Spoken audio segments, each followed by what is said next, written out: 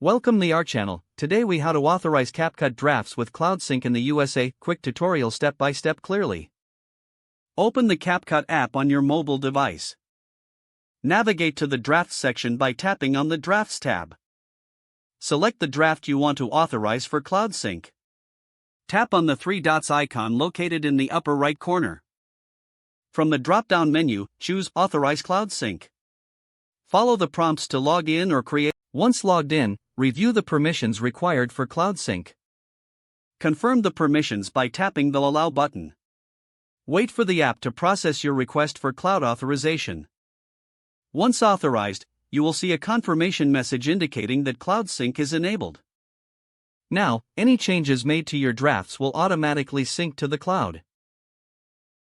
To check if your drafts are syncing, return to the main drafts page. Verify that the cloud icon appears next to your draft, indicating successful synchronization. If you experience any issues, try restarting the app and checking your internet connection. Enjoy seamless editing with Cloud Sync capabilities in CapCut. If the page does not load, refresh the browser or try again in a private or incognito window. Make sure you are using the correct email address, then retype it carefully to avoid small typos.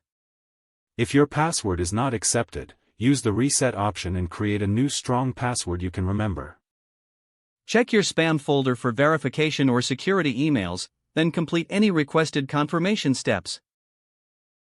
Enable two-factor authentication if available to improve account security and reduce unauthorized access risk. After signing in, review your profile details so your contact information and settings are accurate and current. If you see an error message, note it down and try again after restarting your device and internet connection. Log out when you finish, especially on shared devices, to keep your account and payment information secure. If the page does not load, refresh the browser or try again in a private or incognito window.